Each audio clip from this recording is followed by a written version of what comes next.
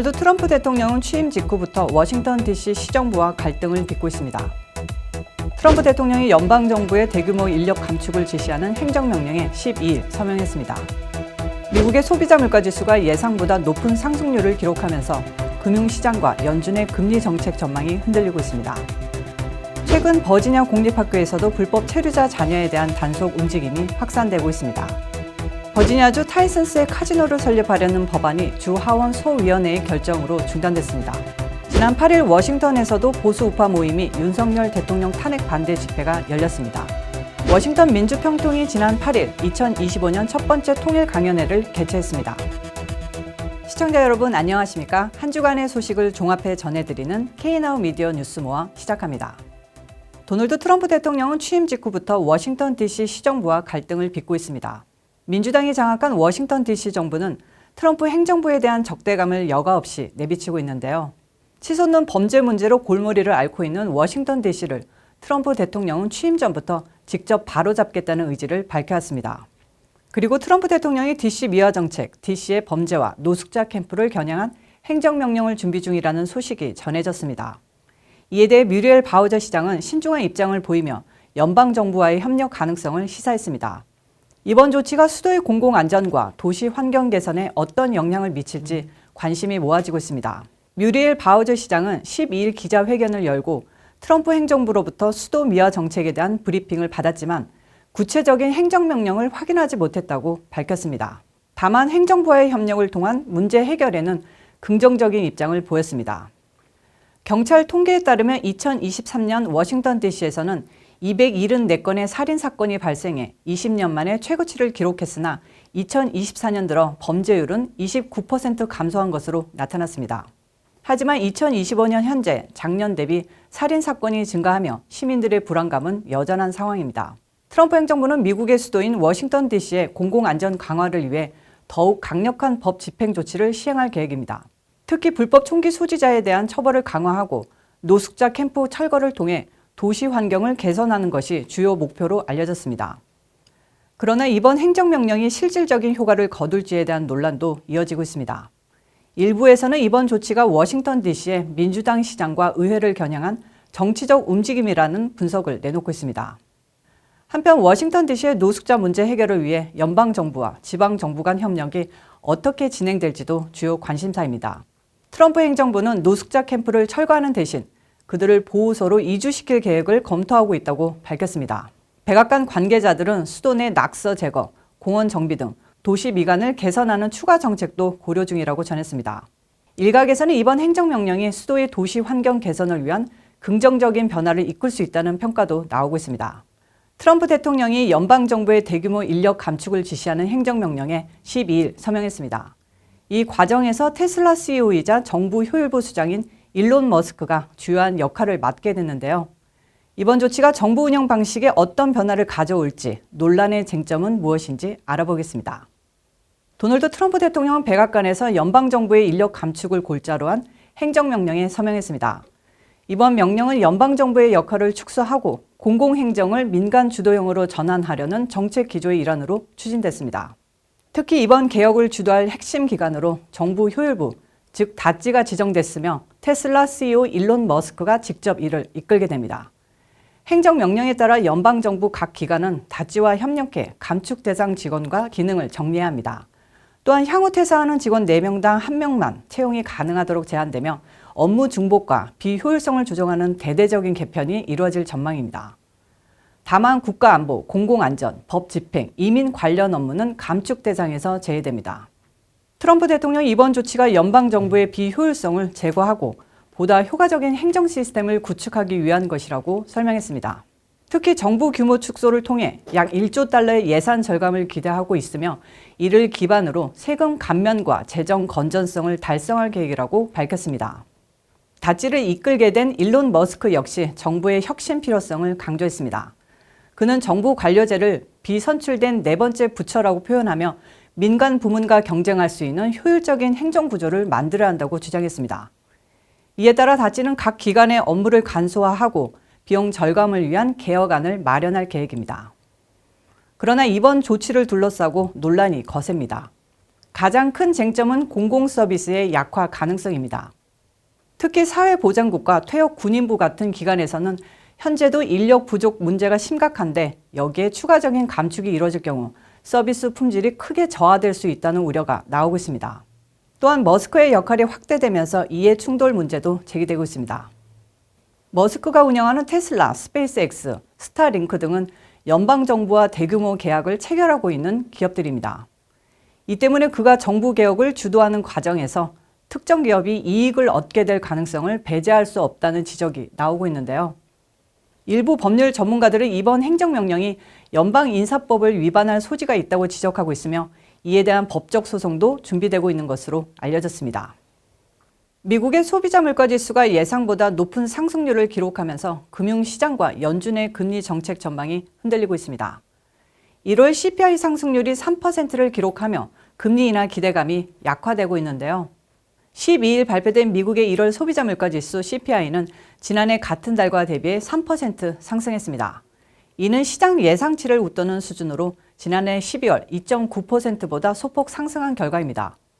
인플레이션 둔화가 이어질 것이라는 기대와는 다른 방향으로 나타나면서 금융시장에 즉각적인 영향을 미쳤습니다. 이번 물가 상승의 주요 원인은 기업들의 연초 가격 조정과 최저임금 인상, 그리고 특정 품목의 급등 때문으로 분석됩니다.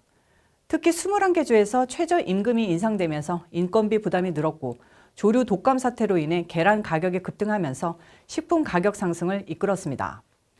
반면 에너지 가격은 비교적 안정세를 보였습니다. 예상보다 높은 인플레이션 지표에 금융시장은 즉각 반응했습니다. 10년 만기 미국 국채 금리가 급등하며 올해 들어 가장 큰 1일 상승폭을 기록했고 뉴욕 증시는 하락세를 면치 못했습니다. 다우존스 산업평균지수는 450포인트 이상 하락했고 S&P 500과 나스닥도 일제히 하락했습니다. 특히 고금리에 민감한 기술주 중심의 나스닥은 큰 낙폭을 보였습니다. 이번 CPI 발표로 인해 연준의 금리 인하 시점이 늦춰질 가능성이 커졌습니다. 시장에서는 2025년 중반부터 금리 인하가 시작될 것이라는 기대감이 있었지만 물가 상승 압력이 이어지면서 연준이 신중한 태도를 유지할 것이라는 전망이 나오고 있습니다. 시장 전문가들은 연준이 물가 상승세가 확실히 둔화되었다고 판단할 때까지 금리 인하를 서두르지 않을 것이라며 이르면 2025년 하반기나 되어야 금리 인하 논의가 본격화될 가능성이 있다고 분석했습니다. 연준의 금리 정책 방향은 앞으로 발표될 경제 지표에 의해 결정될 것으로 보입니다. 노동시장 동향, 소비 지출 데이터, 그리고 다음 달 발표될 2월 CPI 수치 등이 중요한 변수로 작용할 전망입니다. 시장 참여자들은 연준이 향후 몇 개월간의 경제 데이터를 면밀히 분석한 후 금리 정책을 결정할 것이라며 추가적인 인플레이션 둔화가 확인되지 않는다면 당분간 높은 금리 수준이 유지될 가능성이 크다고 전망하고 있습니다. 이처럼 금융시장과 기업들은 연준의 행보에 촉각을 곤두세우고 있습니다.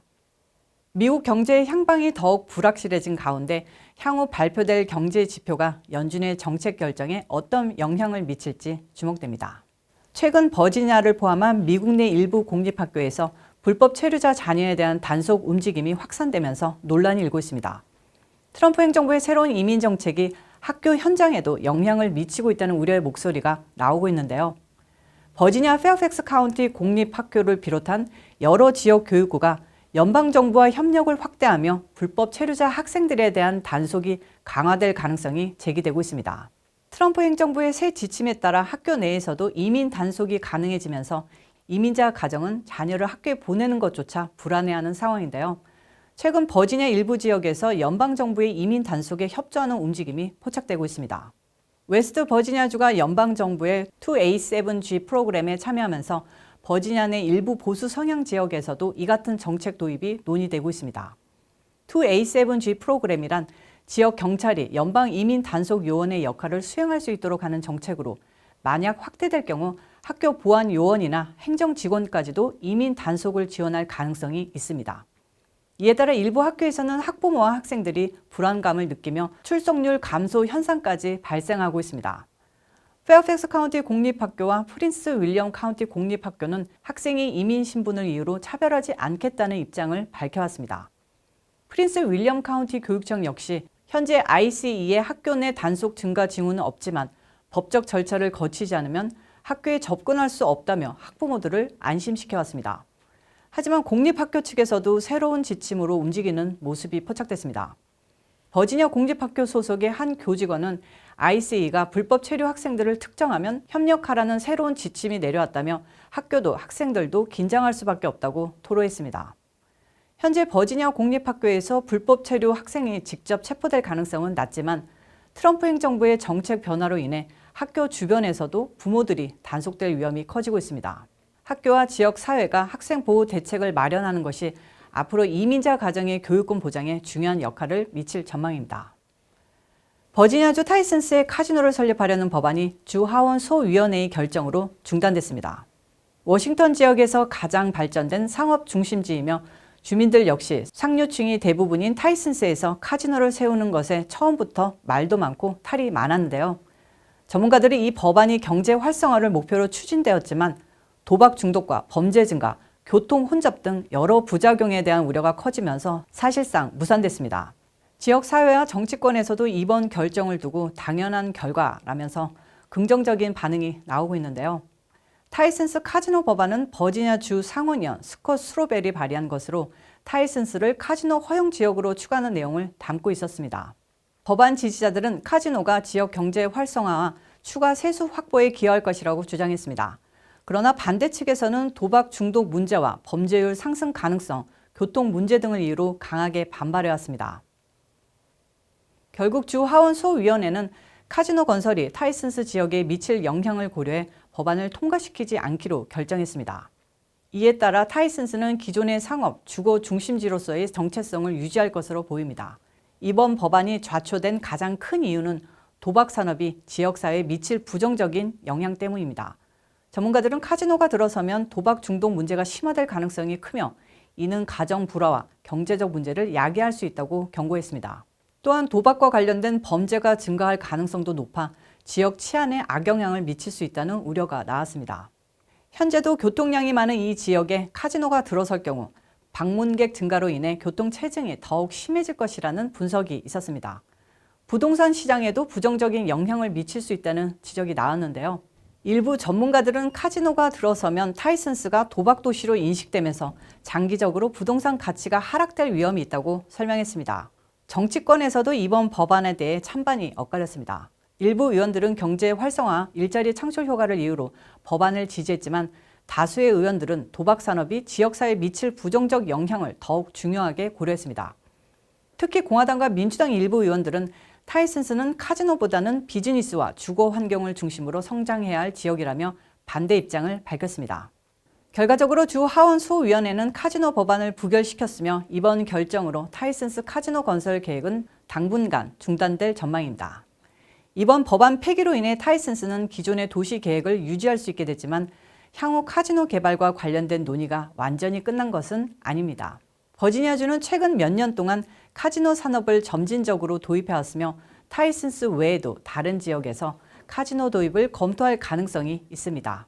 그러나 이번 결정으로 인해 타이슨스 지역에서의 카지노 개발은 상당 기간 어려워질 것으로 보이며 주민들과 정치권의 반대가 여전히 강한 만큼 유사한 법안이 다시 발의될 가능성은 낮아 보입니다. 앞으로도 관련 논의가 지속될 것으로 예상되며 법안 재추진 여부와 지역사회의 반응이 주목됩니다. 한국에서는 윤석열 대통령에 대한 탄핵 재판이 열리며 극심한 국민적 분열 사태가 벌어지고 있습니다. 과거 박근혜 대통령 탄핵 때와는 다르게 윤 대통령에 대한 탄핵에는 반대 여론이 들끓고 있어서인데요. 대형 집회가 연일 벌어지며 탄핵 반대의 목소리가 곳곳에서 전달되고 있습니다. 지난 8일 워싱턴에서도 워싱턴 보수 우파 모임이 윤석열 대통령 탄핵 반대 집회를 갖고 민초들은 해낸다라는 대형 현수막을 들고 한미 양국 국기를 흔들면서 한인타운인 애난데일 설악가든부터 K마켓까지 진행했습니다.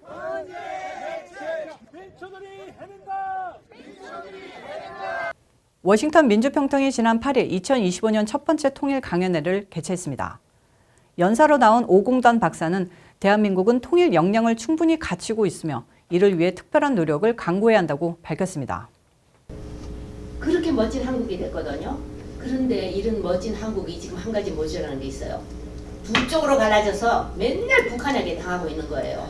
그리고 완전한 평화가 아닌 거예요. 지금의 평화는 모래성 위에 쌓아놓은 집 같은 거예요. 언제 무너질지 몰라요. 그런데 한국의 내부를 지금 좀 들여다봅시다. 한국의 내부가 굉장히 더럽습니다. 지금 솔직하게 말씀드리는데 정치, 한국의 경제는 삼류, 한국의 학문은 사류, 한국의 경제는 육류 정도가 될까? 완전히 지금 난장판이에요. 자기들끼리 미친 듯이 싸우고 있어요. 남남으로 갈라져서. 남남으로 갈라져서 싸우는데 통일이 되겠습니까?